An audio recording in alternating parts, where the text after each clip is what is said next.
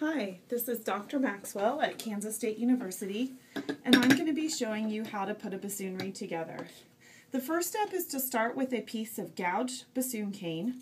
You can order that online, and the next step is to put it onto a bassoon profiler.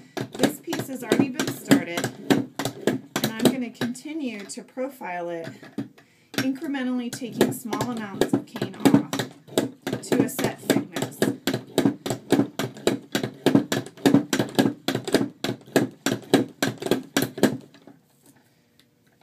I'm taking off little bits of cane off as I go. And it's really helpful to have a thinner profile so that later you don't have to do quite so much by hand. We find out that the more you do by hand, the greater the chances for there to be a mistake or something to be uneven. And the profiler really helps us to get it incrementally even.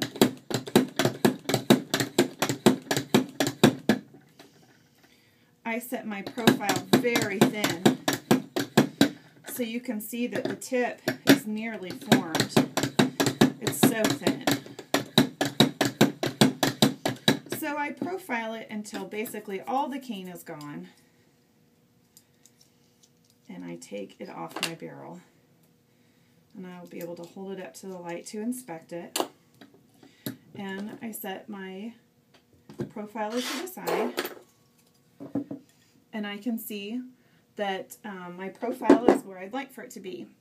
Now, the next step in the process is called shaping. I have a fold-over shaper. This is a straight shaper that we have.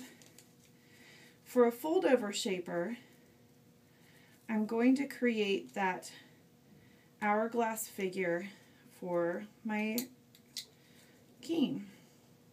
I like to steady my hand against the table, so hopefully you can see as I shape that I'm taking little pieces off with an X-Acto knife.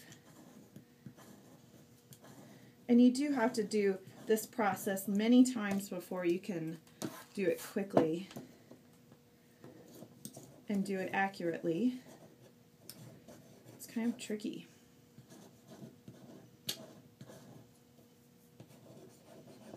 So lots of back and forth cuts until I get that side done.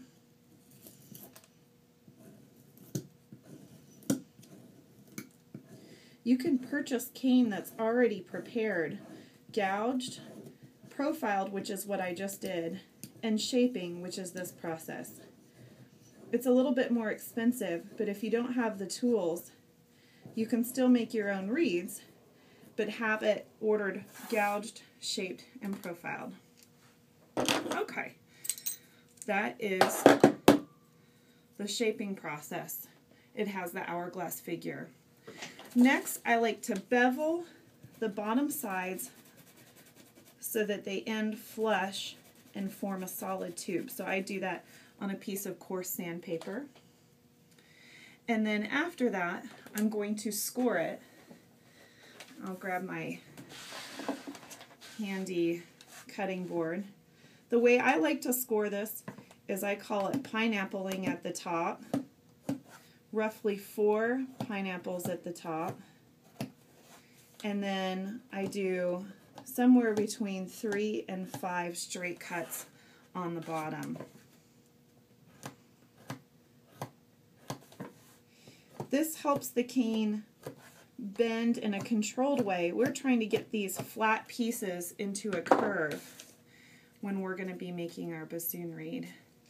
Now I have 3 pieces of cane that are, wire, that I will be using to help keep this shape nice and round. When I do the wire part of the process, I get it nearly tight. Remember to turn, and you can tighten, but don't turn and tighten at the same time.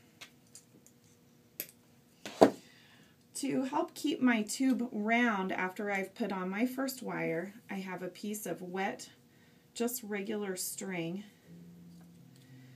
And I will have this wet string and wrap it around what we call the tube so that as I form the tube, it just continues to help make its shape and shape more easily without cracking. A lot of times the bark side, which is this outside part of the cane, likes to crack when we form the tube, and we want to do everything that we can not to have that happen.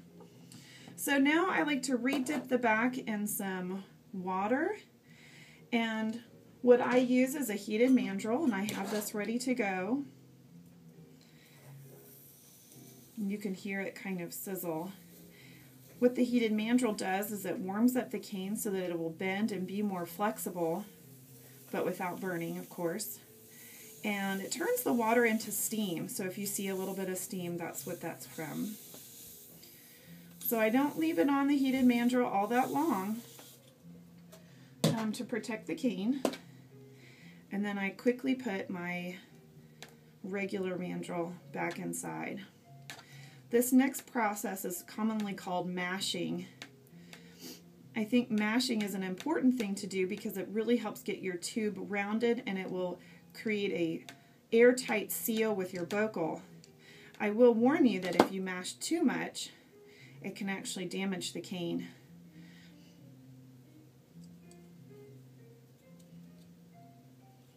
I'm taking off my twine, and I'm going to be inspecting my cane now so that I can tighten it,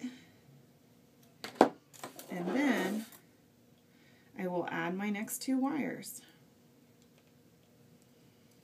The first wire should be an oval shape, the next 2 should be rounded. So I like to circle my cane within my wire, and then I tighten it. I pulled it already, and now I tighten it.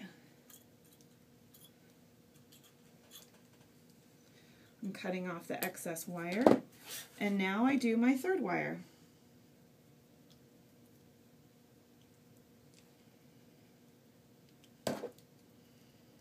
Again, I round it to the tube a couple of times. Helps get the wire nice and round so that when I pull it, it's got a great shape and it's right next to the reed, the cane. So you can see that this is really starting to look like a bassoon reed. In fact, we call this point a blank.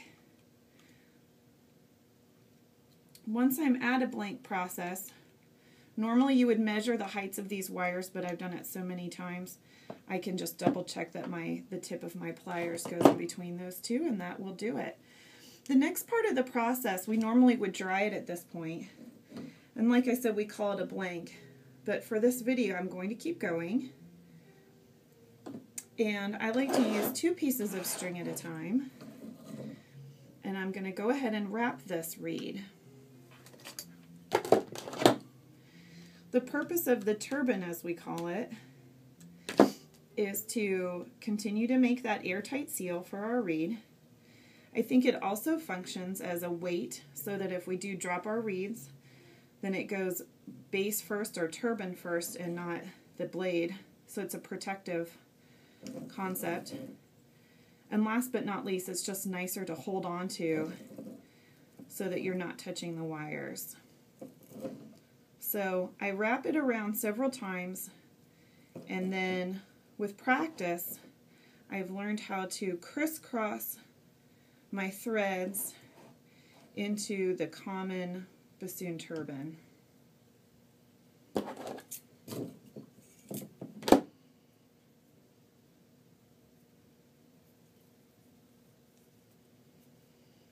Now at this point, I would Duco cement the exterior of the turban so that it would have a really nice seal to it, but because it's not dry, I'm not going to do that at this time. So I would take my Duco cement and I would apply it to the top of that.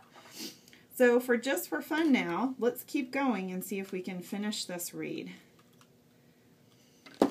This next step is called cutting the collar. It's really just redefining the edge between where the bark ends and the rest of the reed blade begins.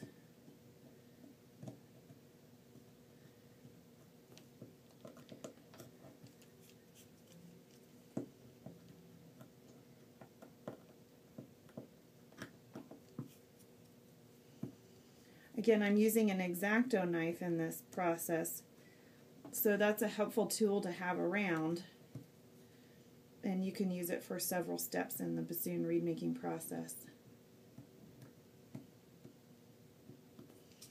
Okay. Now that my collar has been defined, I often will take a file and lightly file this back part. Alright, but let's keep going. So the next step in the process after the collar is going to be cutting the tip and checking the crow. So I have a measuring tool on my tip cutter, so I can use that to decide where I'm going to cut my tip. I like to start about 55 millimeters, but you might have to go longer or shorter depending on what your intonation is. If you play sharp, you'll want to cut it longer. Okay, so now the tip of the bassoon reed has been cut, and I'm fortunate enough that I have a tip profiler. Otherwise, I would need to continue with a knife and do the rest of the finishing process by hand. So the tip profiler is very similar to the regular profiler, that it takes off incremental parts of the bassoon reed in very level amounts so that you don't have to do that by hand.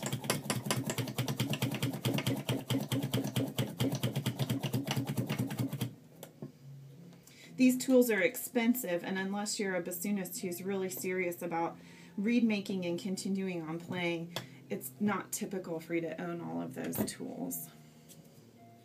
Okay, now at this point I'm checking my tip opening. It looks a little bit opened for my taste, so I'm going to go ahead and do some of these preliminary adjustments. I'm going to dip it in water. It's been soaking for several hours before I profiled it. And now I'd like to crow it and see how we did. Just for fun, let's try it on my bassoon. It might sound terrible, but at least if it plays, then I know that I've got something to work with.